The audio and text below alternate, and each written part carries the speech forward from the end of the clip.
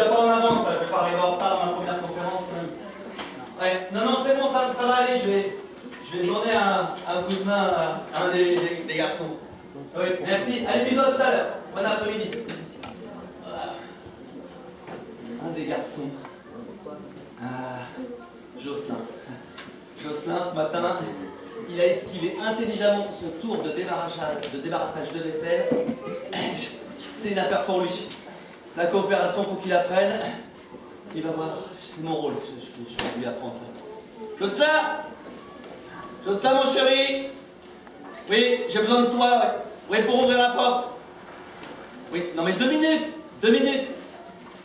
Jocelyn! Mais tu lâches ta console 2 minutes, tu viens m'aider s'il te plaît, je peux pas ouvrir la porte tout seul et porter-les. J'arrive. Mais t'arrives quand? C'est maintenant que j'ai besoin... Oh, j'arrive. Compliqué quand même. Ah bah te voilà. Jamais en avance pour donner un coup de main. Non, tu touches pas ça. C'est beaucoup trop lourd pour toi. Tu m'en dis juste de m'ouvrir la porte. Non mais, je sais que t'es costaud. Bon, c'est fragile, tu risques de la faire tomber et de te faire mal. Allez, fais attention, place bien ton dos. Voilà, c'est bien. Alors, on y va. Tu me dis si c'est trop lourd. Hein. Allez, vas-y, c'est bien. Ouais. Tu fais attention comment tu te places là parce que... Oh, regarde, attention, mais... Ah, punaise! Oh, mais c'est pas vrai! Oh non! Mais non, la caisse n'a rien, mais... Regarde les raflures sur la porte! Ah, mais t'es paresseux et maladroit en plus, non mais... J'aurais dû m'en occuper tout seul comme je fais d'habitude. Non mais c'est gentil, non mais tu peux retourner dans ta chambre. Là. La prochaine fois tu viendras à l'heure, ça serait jamais arrivé. Non mais... Je donne un coup de main. Ah, moi je vais être à la bourre. Oui bah, comment ça c'est pas ta faute? Bon, on en rediscute tout à l'heure, hein. Bah, d'ici là tu restes dans ta chambre, t'as 1 heure, et puis tu réfléchis bien. Je suis à la bourre.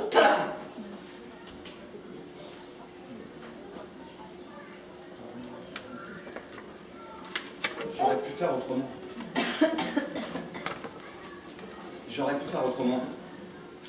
Si vous êtes là, c'est que vous l'avez déjà dit, ça. J'aurais pu faire autrement. En matière d'éducation, comme dans tous les domaines, on peut faire autrement.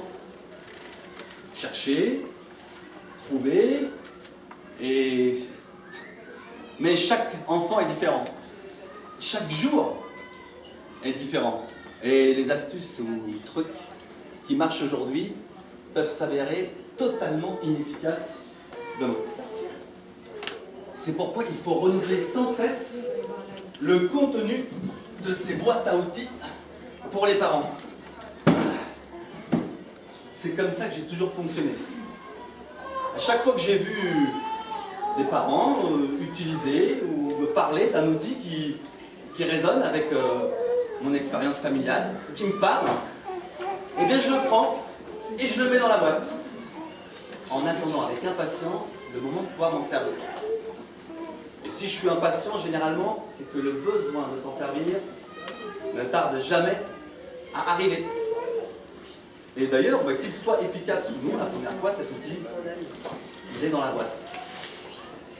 Dans cette boîte sans fond, dans laquelle on accumule parfois des trésors inexploités. Parce qu'à force de chercher, parfois on trouve des outils, mais on oublie de les utiliser. Moi, je les façonne comme vous tous, mais tant qu'il n'a pas apporté sa solution, eh bien, je le garde dans ma boîte et le ressors quand l'occasion se présente. Ah, on aimerait bien hein, qu'un élixir universel, magique, permettant de répondre à toutes les situations, de conflits en famille, que cet élixir nous permette de résoudre de manière durable et non violente les problèmes du quotidien. Mais cet élixir n'existe pas. Ne comptez pas sur moi pour vous en rendre. Par contre, il y a un autre élixir qui existe. Et j'ai l'impression qu'on est tous tombés dedans quand on était petits. Vous savez, ou celui qui permet de résoudre les situations de manière rapide, mais non durable et parfois violente. Cet élixir, pas la peine de vous distribuer, on le connaît tous, hein, vous savez, moi-même, paresseux, maladroit. Il n'y a pas qu'en mettant des coups qu'on peut laisser des traces dans nos enfants. Il n'y a pas que les gifles et les coups de pied aux fesses qui laissent des traces. Les mots, parfois même des actions sans mots, peuvent faire des cicatrices très difficiles pour nos enfants à résorber. Alors, moi, cet élixir, là, je l'ai connu, j'ai grandi en famille, mais ça ne m'a pas empêché de nourrir un rêve. Ah oui, un rêve qui n'était pas tout à fait le même à l'époque quand j'étais petit, des grands classiques. Hein. Tous mes copains voulaient devenir astronaute, instituteur, pilote de l'air, footballeur professionnel. Moi, j'avais un rêve, c'était être papa. Mais je ne le disais pas, parce que j'avais compris déjà que faire autrement, c'était pas bien vu. Même en matière de désir, la norme est souvent de rigueur. Alors il fallait bien que je dise quelque chose. Je ne pouvais pas avouer ça. Alors, à l'époque, je regardais beaucoup Stallone et Schwarzenegger. Alors, je me répondais à la question, quand je serai grand et majeur, mon métier à moi, ce sera déménageur.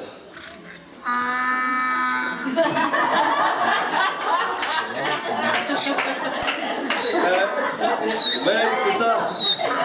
Je suis allé lui porter du foin tout à l'heure et il a vu mes cuisses. Il a dit déménageur. Donc bon, on a répété un petit peu tout à l'heure. C'est super. Alors, je me disais que j'allais être déménageur, mais à l'intérieur de moi-même, je voulais être papa. Mais pour le coup, pas un papa autrement. Un papa exactement. Un papa exactement comme mon papa. Ah, mon papa. Lui, il savait toujours ce qui était bon pour nous, ses enfants. Ah ben, depuis que j'ai 3 ans, depuis que j'ai les souvenirs des phrases qui me donnaient souvent comme but à atteindre, eh bien, ah ben, je ne pouvais pas m'en souvenir, puisque c'était à peu près tous les jours qu'il me répétait, mon fils, pour toi se dessine un avenir magique. Tu seras champion olympique. Et ingénieur à Polytechnique. Non, ça ne met pas la pression d'entrée. Hein, voilà. Donc, mais il y croyait et moi aussi j'y croyais. Hein, j'y croyais tellement que je me disais, Eric, tu seras même peut-être un jour président de la République. Hein. L'excellence, c'est ça qu'il fallait. Il était toujours, mon papa, désireux de faire plein de choses pour ses enfants. Et il le faisait avec tant d'amour. Alors, il faisait des choses bien ciblées. Hein.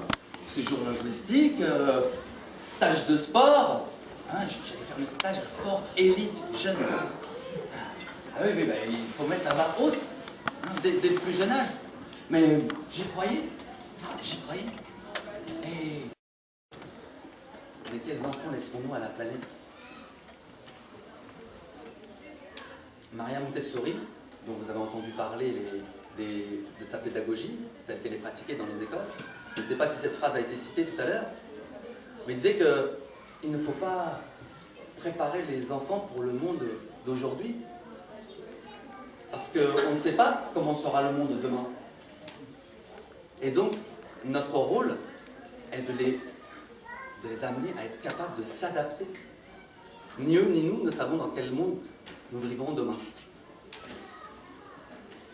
Alors, eh bien, j'ai préparé un petit menu d'outils que j'utilise au quotidien et dont je vous propose de vous présenter certains, selon un petit peu les envies, peut-être les souhaits de certains parmi vous. Hein, donc, on peut choisir parmi les entrées, on peut choisir parmi les plats, et puis au niveau du fromage, dessert et digestif, bon, bah, ça, c'est offert par la maison, donc on passera par ces différentes étapes. Hein. Moi, je suis venu communiquer un enthousiasme. Parce que, bon, il y a des conférences pour piquer des coups de gueule, mais le mien, c'est pour communiquer un enthousiasme. Moi, j'ai trouvé un manuel pour bien ranger ma boîte à outils pour les parents.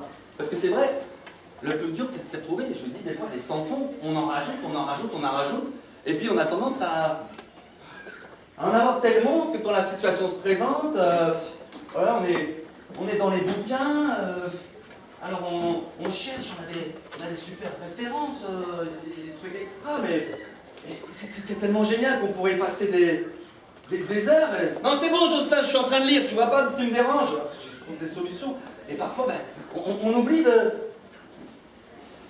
s'en servir, ou alors c'est tellement le fourbi là-dedans que, bien, on a du mal à s'y retrouver. Je vous le présenterai tout à l'heure, mon manuel pour apprendre à bien trier sa boîte à outils. Bon, c'est pas encore nickel, il y a beaucoup de différentes choses, mais bon. Il y a quelque chose là dans les menus, là, par exemple, quelqu'un qui veut s'exprimer ou entendre peut-être un outil, ou visualiser un outil, ou comment dirais-je, un thème particulier. Sinon, je peux démarrer. Hein. Par exemple, on va commencer par le premier, le baillon. Un baillon dans la catégorie accueillir les sentiments des enfants. Hein. Alors, ça, moi j'ai découvert ça très tôt qu'on pouvait évoquer ces sentiments et que c'était vraiment un langage qu'il fallait apprendre depuis tout petit. Parce que moi, comme j'avais un couloir qui était bien tracé, là, il fallait que je sois champion olympique, ingénieur polytechnique, si j'avais des choses qui m'attiraient à côté ou des choses qui me posaient problème pour être dans ce couloir, c'était pas l'heure de m'exprimer autour de ça. Et donc ça, j'ai jamais appris. Mais j'ai compris en découvrant dans des petits ateliers avec les parents que j'ai fait avec une association pas loin de chez moi, hein, l'association Parents Simplement, qui est d'ailleurs représentée ici. Eh bien, j'ai appris que dès tout petit, on pouvait leur apprendre à s'exprimer. Et alors le meilleur outil pour nous les parents, pour que les enfants apprennent à s'exprimer, c'est le baillon. C'est important, parce que souvent, ils viennent s'exprimer, puis nous, on a plein de trucs à dire sur ce qu'ils disent. Et après, ils nous ont dit un premier truc, et peut-être pas ce qu'ils ont envie de dire. Ah, oui, à ta place, je me souviens quand j'étais petit. Ah, oh,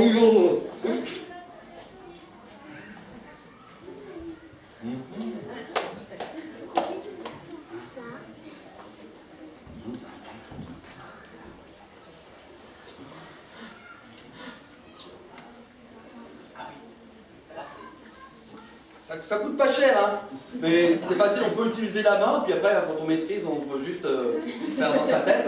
Hein, et donc, on apprend à se taire et à ne pas intervenir tout de suite.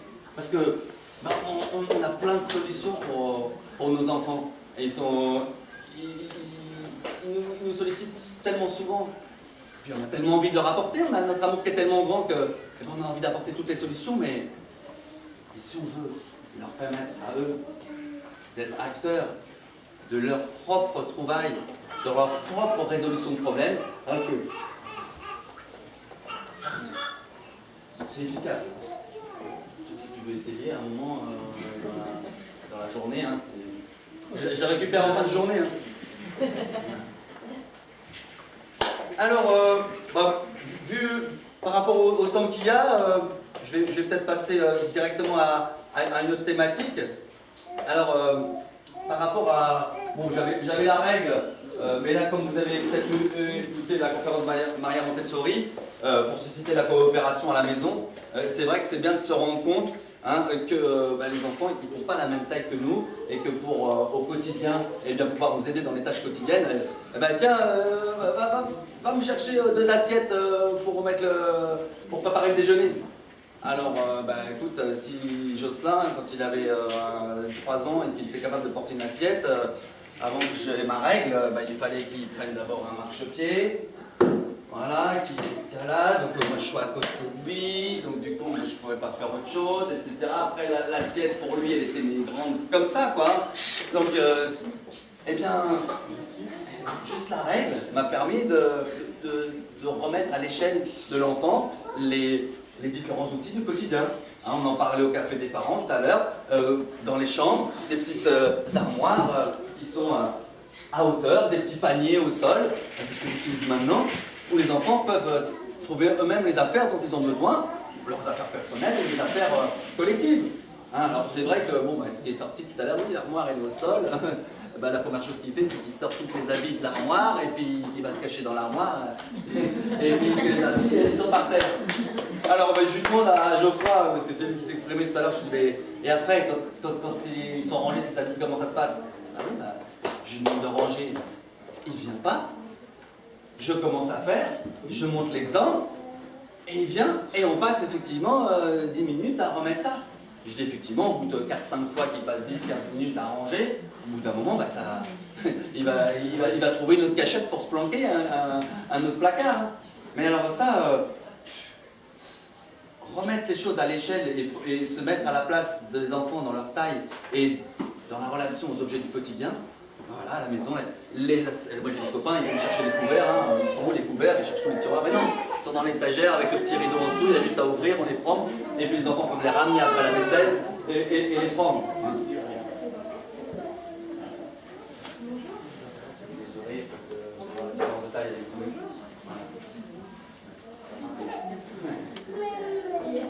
Alors,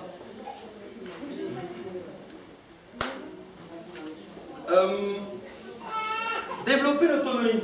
Alors là, j'ai la cloche. C'est un outil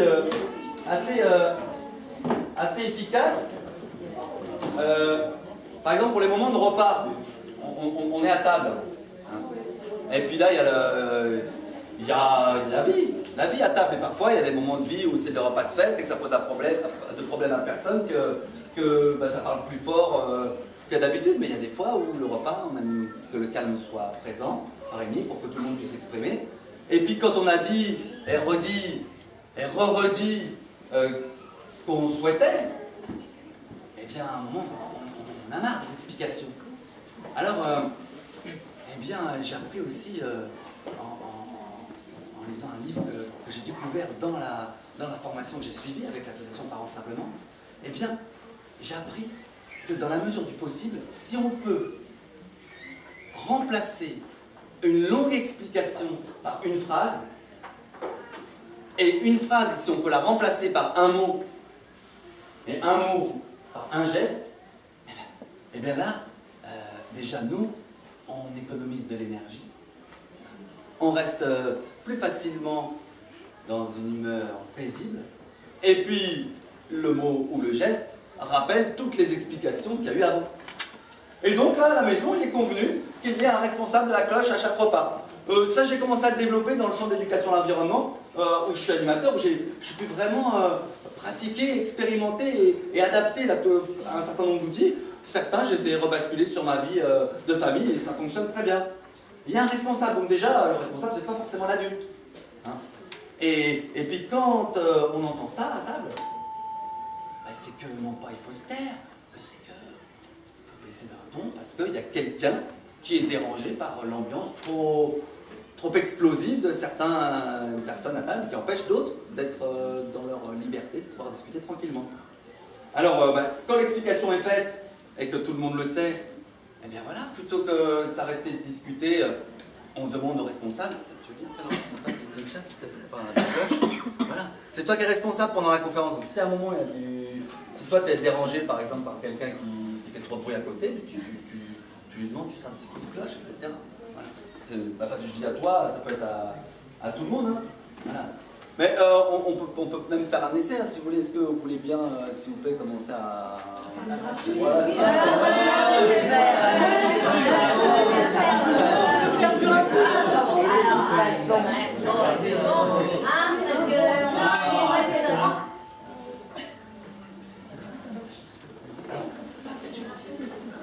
oui, ça n'empêche pas de continuer à discuter. Hein, l'énergie d'excitation qu'on avait à raconter le dernier film qu'on a vu ou leur dernière construction de Lego qu'on a fait, elle n'est pas coupée, mais on entend que notre liberté de pouvoir s'exprimer peut-être est en train d'empêcher les autres de pouvoir être bien à table. Alors, voilà, ce petit geste, hein, j'ai mis aussi comme je suis dessus là dans le dessert, hein, bon, c'est pas pour mettre un peu de sucré salé, donc j'ai introduit une petite part de dessert, j'avais mis la main comme outil. Ah, c'est parce que dans le même thème, voilà, j'ai en colo de vacances que j'anime, un enfant, ça arrive des fois des enfants qui n'arrivent pas à rester assis à une table. Je ne sais pas si vous en avez parmi vous, au moment du repas, des enfants qui ont envie de se lever. Non, personne. Jamais. Ça t'intéresse jamais. Bon. Ils sont collés sur la chaise. Bon, alors si vous avez des copains, vous pouvez leur dire, hein, eh bien, c'est impossible de rester en place, et on sentait que justement, en tant qu'éducateur, je voyais que c'était un besoin pour lui aussi de se poser, d'être là entièrement au moment où il était en train de manger. Donc les explications ont été faites. Ok, bon, elles ont été faites, premier jour, deuxième jour. La phrase courte a été prononcée. Yvan, c'est sur ta chaise que tu dois être pour manger avec nous. Bon, ça ne marchait pas. Le mot simple et unique a été utilisé. Chaise. Chaise. Chaise. Mais là encore, c'est pas ce qui lui convenait. Et le geste, impeccable. Impeccable parce que on a convenu que lorsque je lui mettais la main sur l'épaule, c'était que moi, j'étais dérangé par le fait qu'il était en train de s'agiter et que je souhaitais pouvoir manger tranquille et que pour cela, je lui demande de bien vouloir se mettre sur sa chaise. Ce geste contenait toute cette explication et il le savait. Et donc du coup, 3e jour, 4e jour, nous sommes restés à côté en train de manger. Je mettais la main sur son épaule, eh bien, 10 fois par repas, puis 8 fois, puis 6 fois, et je pouvais continuer ma vie autour du repas. J'ai même pu, le dernier jour, déjeuner à une place bien plus éloignée, et pour toucher son épaule, c'était plus compliqué, et donc je faisais ça, je faisais Yvan. Et c'est lui, du coup, qui se faisait la réflexion de tiens, je suis en train de déranger peut-être quelqu'un, mon comportement n'est pas adapté à la situation et je me corrige tout seul. Ça c'est une voie très, très importante, hein, que de pouvoir laisser les enfants être les acteurs de leur propre résolution de problème. Alors, si ça continue, le droit, voilà. Ton prénom, c'est comment ? Charlotte. Charlotte. Alors, pour remplacer la punition, par exemple. Alors, le où. Le où. Il est où le où. Voilà. Alors, bon, parfois, il faut des outils un petit peu... c'est ça. Des fois, c'est un peu piquant, hein, les relations. Bon, vous avez vu peut-être dans la liste, il y a les menottes et le scotch. Donc, je ne sais pas si c'est sur les menottes, mais les menottes, c'est comme le bâillon. Hein,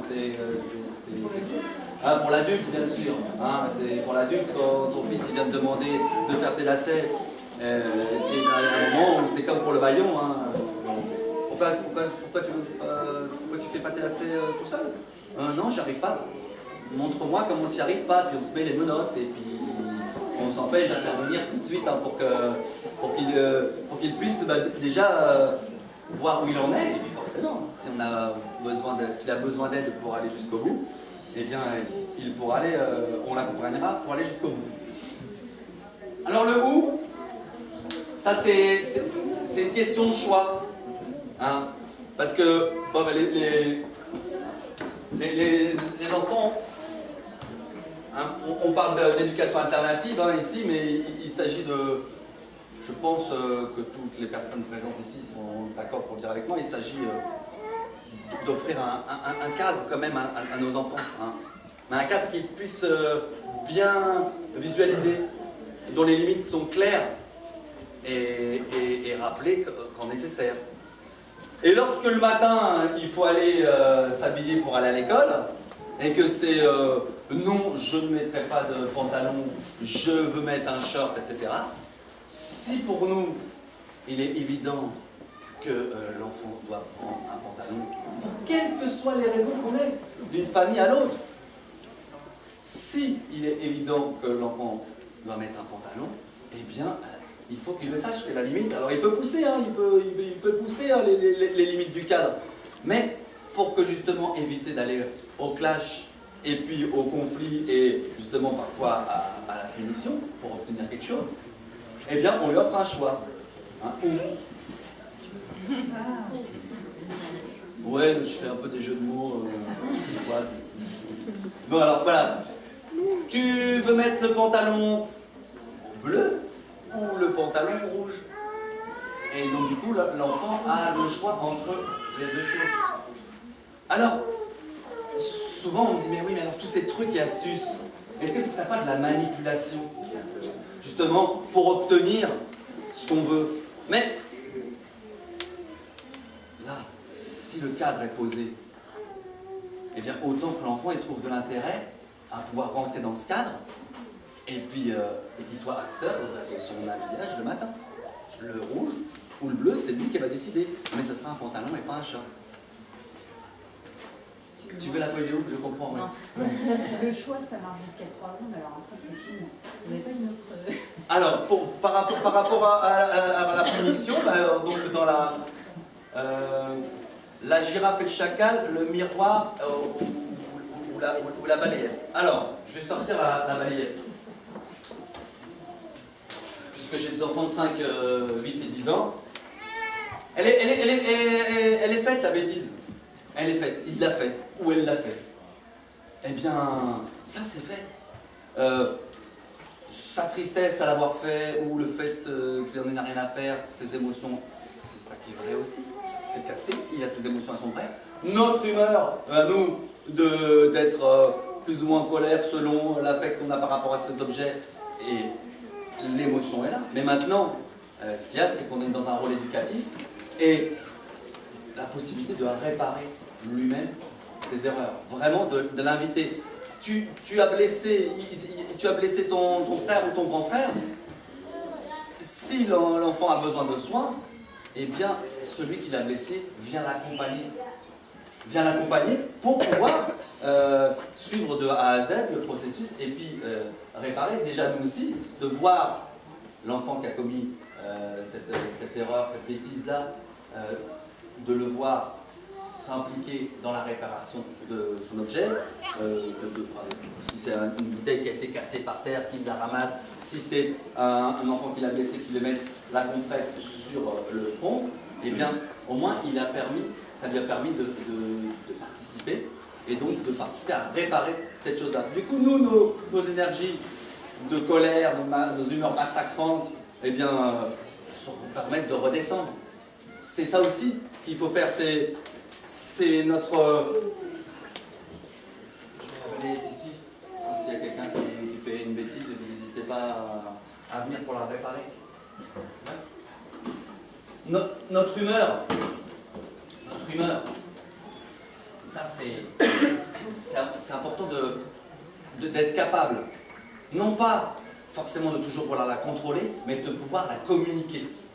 Afin que les enfants sachent dans quelle mesure nous on est. Dans quel niveau d'agacement, d'énervement, d'envie de trucider nous sommes. Ah oui. Alors, moi j'utilise un baromètre hein, qui permet de visualiser l'augmentation de la pression. Alors, bon, il y en a qui connaissent hein, les objets, ils vont me dire ah, c'est un thermomètre, un baromètre. Mais alors, je rappelle que c'est une image. C'est une image, on n'est pas obligé d'avoir sa caisse toujours à outils sur soi avec le thermomètre dans la poche, la balayette, etc. C'est des images. Donc là, l'image du baromètre. Eh bien, avec les enfants à la maison, on a mis en place un baromètre même coloré. Ça a commencé comme ça, par un geste, toujours. De dire, voilà, moi si je suis là, ça veut dire que je suis dans le blanc. Je suis zen. Ok? Et c'est là que j'ai envie de rester comme tout le monde. Mais, si commence à se passer quelque chose par ici, et que ça commence forcément, et que ça me provoque des émotions négatives, mais je vais le communiquer. Là, je monte ici d'un degré, hein, sachant qu'ici c'est l'explosion à laquelle personne n'a envie d'aller, ni moi, ni les enfants n'ont envie que j'arrive là, ni personne. Mais justement, on peut voir. Parce que quand j'ai une situation de conflit par ici qui me fait monter d'un cran, quand j'arrive ici pour régler ou dans une autre chambre, une autre pièce avec un autre, il faut qu'il sache que je suis déjà à cette hauteur-là et je communique. Alors les gestes, ça a une aide, mais maintenant avec mon deuxième, on a mis en place un code coloré qu'on utilise pour toute la famille. Chacun peut choisir son code coloré, mais ici c'est le blanc, là c'est le rouge. C'est bizarre, ces deux couleurs ont été bien retenues. Entre les deux, on passe du gris au bleu et au rouge. Et ça arrive régulièrement. Pardon? En volcan, une explosion. Tu connais, tu fais ça à la maison, toi? Ton papa il utilise ça aussi? Ah oui. Bien, alors, c'est avec toi qu'on a déterminé les couleurs. Et du coup, hein, et bien là, je peux l'exprimer. Et ils sont au courant de la situation de mon humeur. Et ça permet justement aussi, eux, de réguler, de se dire « Oh là là, je vais peut-être pas en rajouter une couche, etc. » Et dans des situations où même les enfants sont un peu plus éloignés, ou sont dans les chambres là-haut en train de jouer, puis ça fait 2 fois déjà que, par exemple, j'ai communiqué le fait que j'avais besoin d'aide pour porter des caisses ou installer le couvert. Eh bien, voilà, ça va. Après avoir dit bon, j'ai besoin d'aide, il faut que vous descendiez, c'est l'heure de mettre le couvert. Et bien après, je dis, voilà. Avant de prononcer la phrase, je dis, voilà, je suis dans le gris et j'ai toujours besoin d'aide. Et il se représente mon humeur. Et j'ai vraiment pu constater que ça les aide beaucoup à modifier leur comportement et de l'adapter pour éviter justement des situations qui peuvent arriver à des punitions. Oui. Et ils n'ont pas tendance à attendre que tu sois dans le rouge avant de réagir? Ah non, non, parce que en tout cas, là, le rouge, je n'y arrive pratiquement pas. Et c'est justement parce que quand je suis dans le bleu, je dis voilà, moi je sens que je sais que le rouge est pas loin. Et donc, si vraiment il y a la situation d'explosion qui arrive, alors là, c'est un autre outil que j'utilise. Il est resté derrière, je vais le prendre. C'est celui-ci. C'est le rideau, hein, il est écrit dedans. Hein. On met un rideau, là. Hop, ça, clac. Une frontière. C'est pas la peine d'insister. Si l'humeur est trop massacrante, etc. Donc, parfois, je vais montrer l'exemple, si nous on a la possibilité, notre contrainte de temps ou d'organisation fait qu'on peut prendre de la distance, montrons-le, montrons l'exemple que c'est bien dans une situation qui s'en minime de prendre de la distance et de revenir, bien sûr, après, mais dans des humeurs plus calmes. Ou alors, si moi j'ai des choses à faire là et que, eh bien, on met le rideau, mais c'est toi qui vas prendre de la distance pour le coup. Et pour qu'on puisse en rediscuter. Mais là, effectivement, d'arriver à ne pas se laisser emporter jusqu'à ce point-là. Et dans les faits, effectivement, au quotidien, c'est utilisé. Et alors, eux-mêmes se l'approprient. Ah, j'entends souvent dire moi je suis dans le rouge. Ah, la porte claque. D'accord. J'entends souvent surtout blanc et rouge de leur côté. Ça passe d'un côté à l'autre. Pardon? Une démonstration? Vous avez des casques? Non, dans le rouge, c'est les moments où je sors de ma capacité à être dans la communication bienveillante. Et donc, mon manuel qui m'a permis de ranger tous ces outils, eh bien, il le rappelle bien, c'est que l'idée, c'est de transmettre des outils, de transmettre des outils à nos enfants aussi. Donc, on veut leur montrer l'exemple aussi de la communication bienveillante. Mais on reste aussi humain. On va arriver à l'explosion, mais il faut qu'ils aient quand même eux-mêmes, en exemple de chez eux, de leurs propres parents, eh bien, des façons de faire qui soient non violentes. Ils auront beaucoup plus de possibilités, de facilité après eux à les réutiliser dans leur vie de tous les jours, à l'école, au centre de loisirs, ou même après dans leur future vie d'adulte. Non, je n'ai pas explosé, j'espère. C'est ça qu'il faut demander si tu me vois, mais je n'avais pas explosé comme ça. Mais voilà, disons que voilà, moi ça fait depuis toujours que je me suis interdit de frapper un enfant. Mais voilà, ça m'est déjà arrivé à un moment entre les doigts derrière, de tirer une oreille, de bousculer un enfant pour le poser là, parce que là c'était plus possible. Mais l'idée, c'est pas forcément quand on commence à vouloir faire autrement, d'être capable de faire autrement à 100% tous les jours. On commence avec les outils qu'on découvre ici, qu'on découvre là, qu'on utilise. Et si on en apporte déjà 15-20% dans notre relation avec les enfants, du temps qu'on prend avec eux, et pour les utiliser, et bien déjà, c'est au moins ces outils-là qu'eux auront reçus et seront capables de retransmettre et d'utiliser plus tard en tant que citoyen, en tant qu'humain et futurs parents. Alors, il y avait, pour encourager l'estime de soi. Alors, il y a la boucle. Alors ça, je remercie encore la pédagogie Montessori. Parce que c'est au cours d'une rencontre de parents que j'ai fait chez une amie qui avait invité une éducatrice Montessori à venir chez elle.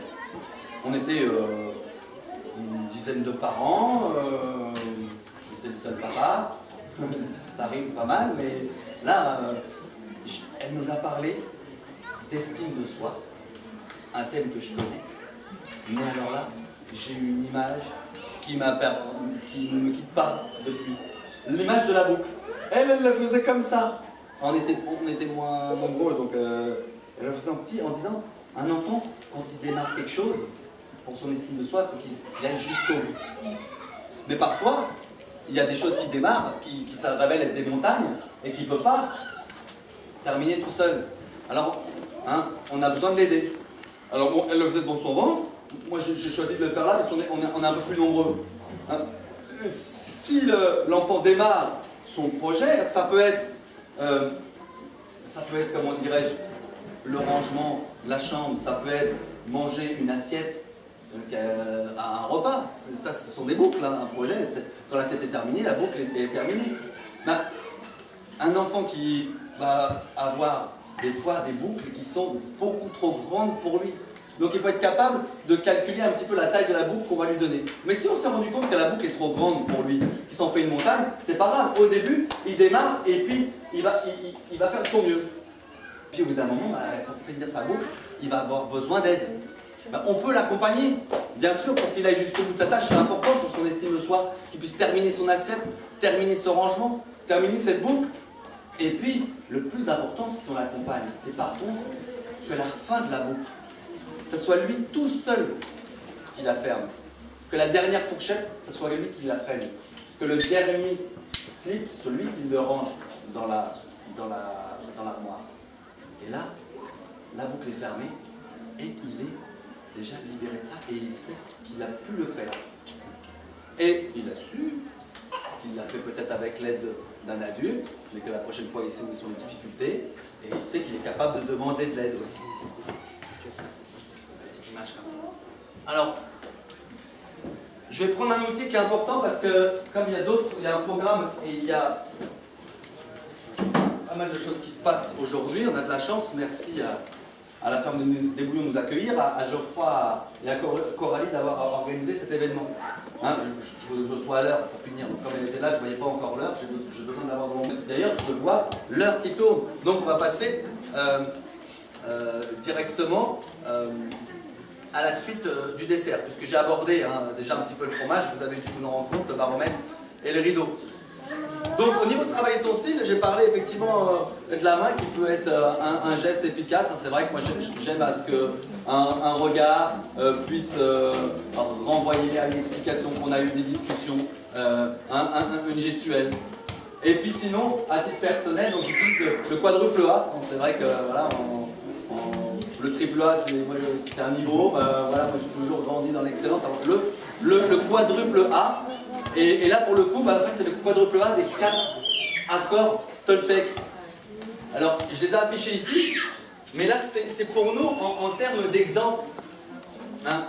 Puisque ça a été évoqué tout à l'heure, quand Geoffroy il s'est mis à ranger les affaires de son fils, il est venu l'aider. Et nous-mêmes, si on n'est pas en train d'accueillir nos propres sentiments, d'y réfléchir, si nous-mêmes, on n'est pas dans un exemple, eh bien on ne peut pas attendre des enfants autre chose que ce qu'on leur montre. Je me souviens, c'est Mathieu ton prénom, non? Steve, il disait tout à l'heure, on parlait du rangement au café des papas. Moi, c'est le bordel dans sa chambre, mais moi, sur mon bureau et dans ma chambre, c'est le bazar. Comment je peux exiger de mes enfants qu'ils fassent la même chose?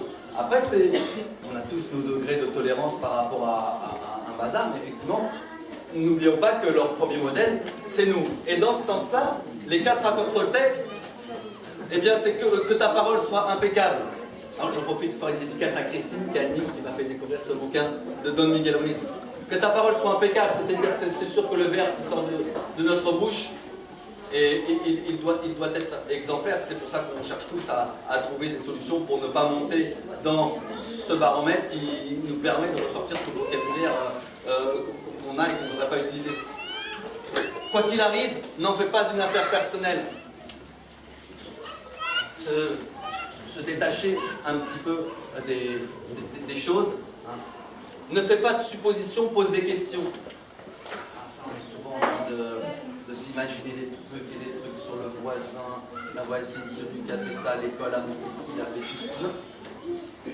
On pose des questions et là, eh bien, on évite tout ce remue-ménage dans la tête qui pour moi, est tel que c'est expliqué dans ce livre, n'est pas du tout constructif. Et puis, fais toujours ton mieux. Moi, j'ai grandi, mon père, c'est il faut que tu sois le meilleur. Hein? Donc, il m'avait dit Polytechnique et champion olympique, mais il m'avait dit aussi, si tu veux, tu pourrais être balayeur. Il avait ouvert un peu quand même la porte des possibilités. Mais tu seras le meilleur des balayeurs. C'était l'excellence. Et là, c'est le jour où j'ai lu ça, parce que c'est vrai que c'est porteur, c'est stimulant, mais on est capable de s'oublier en voulant être le meilleur. On s'oublie soi-même, on oublie nos propres besoins. Alors que dans cette phrase tournée, fais toujours de ton mieux, eh bien, si aujourd'hui, je ne peux pas bosser plus de 2 heures sur le chantier, je ne bosse pas plus de 2 heures sur le chantier, et peut-être que demain, j'aurai la patate pour y bosser 10 heures, alors que j'avais prévu de faire 2 journées de 6 heures. Et au final, eh bien, ça se régule.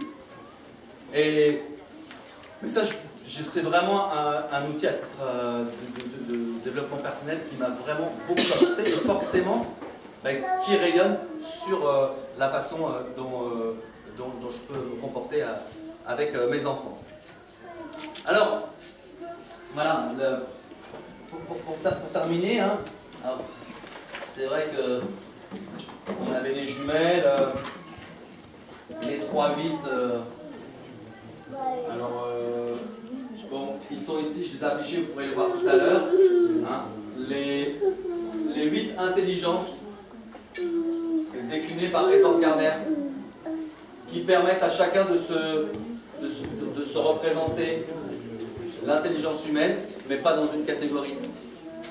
Et du coup, pour éviter les comparaisons entre frères et sœurs négatives, de dire, mais voilà, il y en a qui sont plus à l'aise dans cette intelligence, il y en a qui sont moins à l'aise dans celle-ci, mais en tout cas, on a tous une intelligence ou plusieurs dans lesquelles, eh bien, on est nous-mêmes et on n'est pas pour le coup moins intelligent ou plus intelligent que l'autre. Alors, la loupe, c'est ça, effectivement.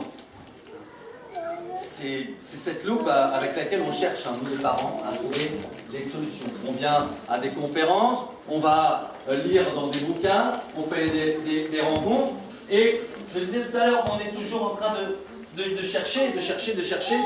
Ça, c'est une étape fondamentale. Et il y a cette phrase qui est souvent utilisée, cette association de verbes qui est souvent exploitée, chercher, trouver. Mais on a trouvé l'outil.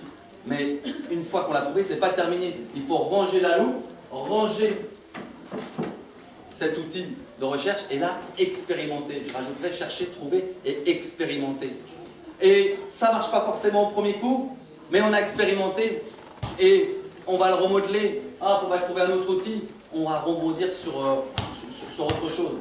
Et c'est vraiment l'invitation que je fais de ne pas se perdre, pour éviter de se perdre trop dans la théorie.